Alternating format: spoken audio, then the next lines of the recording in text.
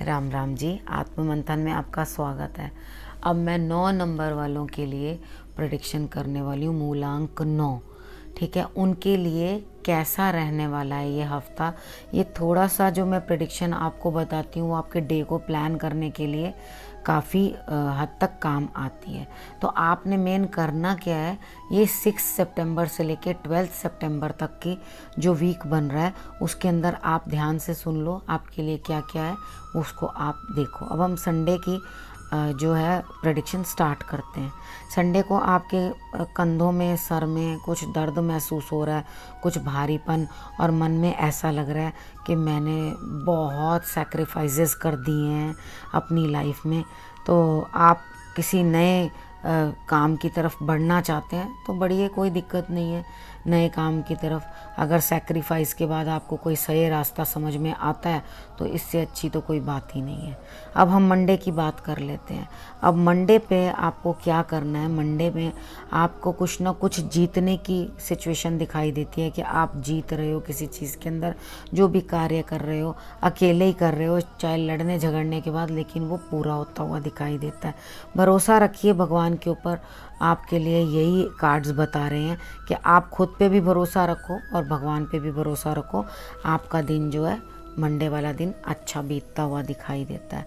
अब हम ट्यूसडे की बात कर लेते हैं। ट्यूसडे वाले दिन आपके लिए दिन कुछ खास अच्छा दिखाई नहीं देता, क्योंकि कोई ना कोई आपको डोमिनेट करता हुआ दिखाई देता है, यानी कि आपको किसी ना किसी अथॉरिटी का डर है। आपको कुछ ना कुछ अथॉरिटेटिव लोग परेशान कर सकते हैं। आपके बॉसेस से कार्य क्षेत्र में आपको दिक्कत महसूस हो सकती है, वहाँ से डांट फटकार भी मिल सकती है, और उसके बाद आपके दिमाग का दही हो जाएगा, यानी कि दिमाग को कहीं समझ में नहीं आएगी किधर खड़ा हो। तो आपने करना क्या है, थोड़ी देर अगर शांति करके बैठेंगे तो सब हौच पौच ठीक हो जाएगी। उसके बाद वेडनेसडे का दिन हम ले लेते हैं। तो वेडनेसडे के दिन के लिए किसी न किसी लेडी से आपको लाभ होता हुआ दिखाई देता है। शायद कोई फाइनेंशियल गेन हो जाए, लेकिन किसी चीज़ के अंदर वेडनेसडे को आप समझने की कोशिश कर रहे हैं कि कौन है वो लेडी जो मुझे हेल्प करने वाली है, या कौन है जो मेरे लिए फ्रूटफुल होने वाली है, लेकिन आपको उसकी शक्ल का कोई भी अंदाज़ा नहीं है। आपको बिल्कुल भी उनकी कोई छाया मात्र भी मिल नहीं रही है कि कौन आपका भला कर रहा है और कौन नहीं कर रहा। अब इसको ऐसे ही रहने दो जब समझ में ही नहीं आ रहा, क्योंकि समझते हम इमोशंस के साथ हैं। जब इमोशन से डिस्टर्ब्ड हैं तो हमारी बात समझ में आती ही नहीं है।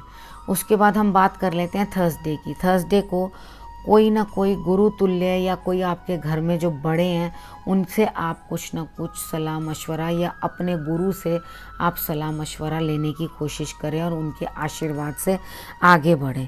दिन आपके लिए बहुत थकान भरा रहने वाला हो सकता है। ये थकान भाग दौड़ करने के बाद हो, या हो सकता है ये थकान आपको मानसिक हो।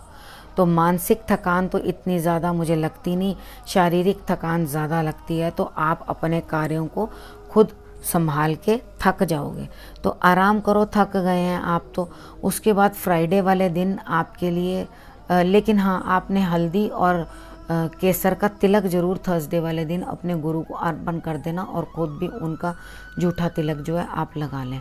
फ्राइडे वाले दिन के लिए आपके लिए ये हिदायत है भाई कि आप अकेलापन महसूस करने लगोगे, यानी कि अपने परिवार में हो, सब कुछ हो, सब कार्य कर रहे हो, लेकिन फिर भी दिल और दिमाग के अंदर अकेलापन है बहुत ज़्यादा।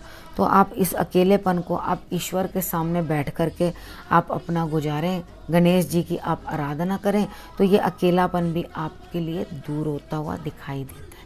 आप उसके बाद जब भगवान के शरण में बैठोगे तो ये परेशानी भी आपकी चली जाएगी। अब हम बात कर लेते हैं सैटरडे की। सैटरडे को कोई ना कोई कार्य आपके लिए चला आ रहा है, बैठने की फुर्सत नहीं मिलने वाली है, और आप अपनी समझदारी और अपनी क्रिएटिविटी लगाते हुए आप उस चीज़ को संवारने की कोशिश करोगे। जो काम आपके लिए आ रहा है आप उस काम को बनाने की कोशिश करोगे।